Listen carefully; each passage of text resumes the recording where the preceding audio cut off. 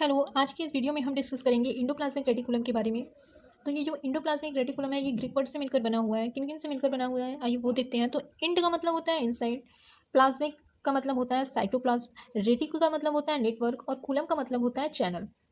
जब इन सभी को हम लोग ऐड करेंगे तो क्या मीन्स निकलता है कि network of channel inside the cytoplasm is known as endoplasmic reticulum. एक चैनल का जो नेटवर्क होता है साइटोप्लाज्म के अंदर, उसी को हम लोग इंडोप्लाज्मिक रेटिकुलम कहते हैं। इस इंडोप्लाज्मिक रेटिकुलम को transport system of eukaryotic cells भी कहा जाता है। फर्स्ट टाइम इंडोप्लाज्मिक रेटिकुलम को पैलाडे और पोर्टल द्वारा report first time endoplasmic reticulum को पैलाडे और पोर्टल ने 1945 में रिपोर्ट किया था, बताया था इसके बारे में। अब हम नेक्स्ट देखेंगे, हेडिंग देखेंगे अकरेंस। तो जो ये इंडोप्लाज्मिक रेटिकुलम होता है, occurs varies from cell to cell. Endoplasmic reticulum is not found in red blood cells और स्पर्मेटोजोआ। ये जो इंडोप्लाज्मिक रेटिकुलम होते हैं, ये रेड ब्लड सेल्स और स्पर्मेटोजोआ में नहीं पाए जाते हैं। The brown fat cell and adrenocortical cells, certain type of smooth endoplasmic reticulum are found. Brown fat cell और एड्रिनल कॉर्टियल सेल जो होते हैं उसमें स्मूथ इंडोप्लाज्मिक रेटिकुलम सेल्स पाए जाते हैं, और रेड ब्लड सेल्स और स्पर्मेटोजोआस में इंडोप्लाज्मिक रेटिकुलम नहीं पाए जाते। The liver cell have broad type of endoplasmic reticulum. जो लीवर सेल्स होते हैं उनमें स्मूथ इंडोप्लाज्मिक रेटिकुलम और रफ इंडोप्लाज्मिक रेटिकुलम, दोनों टाइप के इंडोप्लाज्मिक रेटिकुलम पाए जाते हैं। Spermatocytes have poorly developed endoplasmic reticulum. जो स्पर्मेटोसाइट्स होते हैं उनके पास उनमें जो इंडोप्लाज्मिक रेटिकुलम होता है वो वेल डेवलप्ड नहीं होते हैं। टाइप की बात करेंगे तो ये जो इंडोप्लाज्मिक रेटिकुलम है उसको शॉर्ट फॉर्म में ईआर बोलते हैं। तो ये जो इंडोप्लाज्मिक रेटिकुलम है टू टाइप्स के होते हैं। रफ इंडोप्लाज्मिक रेटिकुलम तो इसको शॉर्ट फॉर्म में आरईआर बोलेंगे, एंड स्मूथ इंडोप्लाज्मिक रेटिकुलम इसको शॉर्ट फॉर्म में एसईआर बोलते हैं। नेक्स्ट हमारी जो हेडिंग है वो है मार्फोलॉजी। अक्रेंस के बाद हम जब आगे बढ़ेंगे तो इंडोप्लाज्मिक रेटिकुलम की मार्फोलॉजी कैसी होती है उस पर डिस्कस करेंगे। तो on the basis of morphology endoplasmic reticulum compose of three kind of structure. Morphology के बेस पे ये जो इंडोप्लाज्मिक रेटिकुलर होते हैं इनमें तीन प्रकार की संरचनाएं पाई जाती हैं। फर्स्ट जो है इसको सिस्टर्नी कहते हैं, इसको लैमली भी कहते हैं, वेसाइकल्स एंड ट्यूब्यूल्स। ये जो सिस्टर्नी होता है it is a long flattened sac like on branch structure. ये फ्लैट होते हैं, इस टाइप से फ्लैट होंगे, सैक लाइक होते हैं और इनमें किसी भी टाइप के ब्रांचेस नहीं होते हैं। हैविंग डायमीटर अब 40 to 50। This cisternae are arrange in a parallel way. ये जो सिस्टर्नी होते हैं पैरेलल वे में अरेंज होते हैं इस टाइप से करके, ठीक है। In the form of a bundle, एक बंडल के फॉर्म में पैरेलल वे में अरेंज होते हैं। सिस्टर्नी, इनमें कोई ब्रांच स्ट्रक्चर नहीं होता है, ये क्या होते हैं, फ्लैट होते हैं, सैक लाइक होते हैं।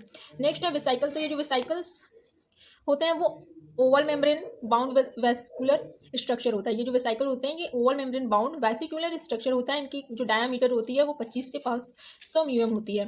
ट्यूब्यूल्स की बात करेंगे तो जो ट्यूब्यूल्स होते हैं ये ब्रांच्ड होते हैं, इनमें ब्रांच संरचनाएं पाई जाती हैं। Which form reticular system. ये जो ट्यूब्यूल होते हैं ये ब्रांच्ड इनमें संरचनाएं होती हैं और ये रेटिकुलर सिस्टम को फॉर्म करते हैं along with cisternae and vesicle. Cisternae और वेसाइकल्स के साथ ये रेटिकुलर स्ट्रक्चर बनाते हैं। The tubules have diameter of 50 to 190 mm। ये जो मॉर्फोलॉजी है इंडोप्लाज्मिक रेटिकुलम का, उसके बेस पे इंडोप्लाज्मिक रेटिकुलम की तीन संरचनाएं होती हैं। सिस्टर्नी होती हैं जो सैक लाइक फ्लैटेंड होती हैं, सैक लाइक होती हैं, इनमें ब्रांच्ड स्ट्रक्चर्स नहीं होते हैं और ये पैरेलल वे में अरेंज रहती हैं। दूसरा जो वेसाइकल्स है ये ओवल शेप में होंगे रहते हैं, ये ओवल शेप में रहते हैं और ये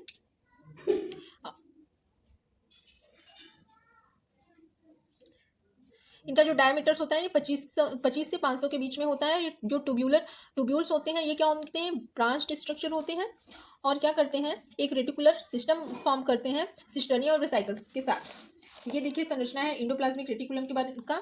ये न्यूक्लियस है, यहाँ पे इस टाइप से देखिए इस तरह से फ्लैट संरचनाएं बनी हुई हैं। इनका जब हम अलग से देखेंगे संरचना तो वो कुछ इस टाइप से दिखाई देंगी, जिसको लैमेला कहते हैं या सिस्टर्नी भी कहते हैं। इन पे क्या होते हैं, राइबोसोम्स लगे होते हैं जिसको सिस्टर्नी कहते हैं। वहीं वेसाइकल्स को देखेंगे तो इसी लैमिला में एक अलग से आउटग्रोथ दिखेगी। जब उसका अलग से स्ट्रक्चर देखेंगे तो इस टाइप से ओवल स्ट्रक्चर्स दिखाई देंगी। उसमें भी क्या होंगे कि कुछ पे राइबोसोम्स लगे होते हैं, कुछ विदाउट राइबोसोम के होते हैं तो उसको हम वेसाइकल्स कहेंगे। और आपको यहाँ पे इस टाइप की संरचना देखने को मिलेगी जिसपे कि राइबोसोम्स नहीं लगे रहेंगे और वो स्ट्रक्चर जो होगी वो ब्रांच्ड होगी, तो उसको हम लोग ट्यूब्यूल्स कहेंगे। तो ये जो पूरी संरचना है ये इंडोप्लाज्मिक रेटिकुलम की संरचना एक कंपाउंड है और इन सब का अलग अलग व्यू यहाँ पे है। सिस्टर्नी का ये है, वेसाइकल्स का ये है और ट्यूब्यूल्स का ये है। ये जो इंडोप्लाज्मिक रेटिकुलम होते हैं पहले ही बताया गया कि दो टाइप के होते हैं, rough endoplasmic reticulum and smooth endoplasmic reticulum. तो हम पहले रफ इंडोप्लाज्मिक रेटिकुलम के बारे में जानेंगे कि ये क्या होते हैं।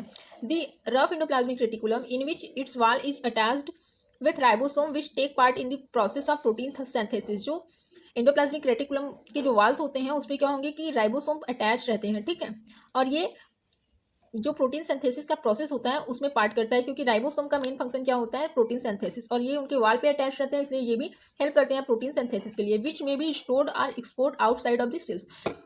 ये जो प्रोटीन सिंथेसिस होता है वो चाहे तो स्टोर करते हैं या एक्सपोर्ट करते हैं आउट ऑफ द सेल, ठीक है।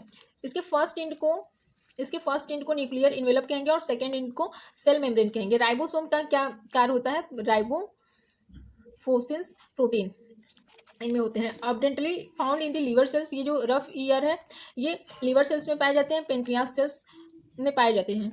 नेक्स्ट हमारा है स्मूथ इंडोप्लाज्मिक रेटिकुलम। इसके जो कैरेक्टर क्या है ये एंगुलर इंडोप्लाज्मिक रेटिकुलम होते हैं, ट्यूब्यूलर होते हैं, और उनकी जो संरचना होती है वो ब्रांच्ड होती है। प्रोड्यूस ग्लाइकोजन, ये ग्लाइकोजन प्रोड्यूस करते हैं, और ये रफ ईयर जो है वो प्रोटीन सिंथेसाइज करते हैं, ठीक है।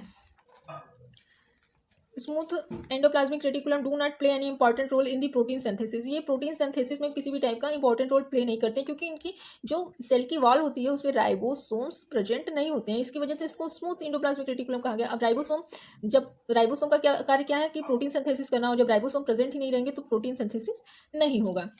एक और टाइप का एंडोप्लाज्मिक रेटिकुलम होता है जिसको सार्कोप्लाज्मिक रेटिकुलम कहते हैं। ये सार्कोप्लाज्मिक रेटिकुलम क्या होते हैं कि mostly found in cardiac cell and muscle cells. जो कार्डियक सेल होते हैं और मसल सेल्स होते हैं बॉडी के, उनमें पाए जाते हैं। Stores ion for immediately needs. ये जो सार्कोप्लाज्मिक रेटिकुलम होते हैं ये आयन को स्टोर करते हैं इमीडिएटली नीड के लिए ऑफ आयंस अवेलेबिलिटी। जब अचानक से आयंस की आवश्यकता होती है तो ये आयंस को अवेलेबल कराते हैं। कौन अवेलेबल कराता है, sarcoplasmic reticulum.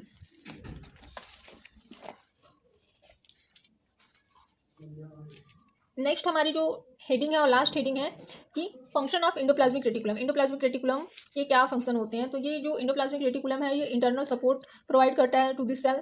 It take part in the exchange of materials between nucleoplasm and cytoplasm. जो साइटोप्लाज्म और न्यूक्लियोप्लाज्म होते हैं उनके बीच मटेरियल्स के एक्सचेंज के लिए ये हेल्प करता है। And in the synthesize of enzyme के सिंथेसिस में भी ये इंडोप्लाज्मिक रेटिकुलम हेल्प करता है। This stolen of glycogen take place in the smooth ER. जो स्मूथ ईयर होते हैं उसमें क्या होते हैं, ग्लाइकोजन का फॉर्मेशन होता है, और जो रफ ईयर होते हैं उसमें प्रोटीन सिंथेसिस होता है। Smooth year is used in the synthesis of different type of lipids including cholesterol. ये जो स्मूथ इंडोप्लाज्मिक रेटिकुलम होते हैं ये अलग अलग टाइप के जो लिपिड होते हैं उनके सिंथेसिस के लिए और कोलेस्ट्रॉल के लिए यूज होता है। It take part in the carbohydrate metabolism in cells. ये जो एंडोप्लाज्मिक रेटिकुलम होते हैं ये कार्बोहाइड्रेट की जो लिविंग सेल्स होते हैं उनमें कार्बोहाइड्रेट के मेटाबॉलिज्म के लिए हेल्प करते हैं। तो ये थी आज की हमारी टॉपिक इंडोप्लाज्मिक रेटिकुलम। होप आपको वीडियो पसंद आई हो। अगर वीडियो पसंद आई हो तो चैनल को लाइक शेयर सब्सक्राइब जरूर कीजिएगा। Thank you for watching.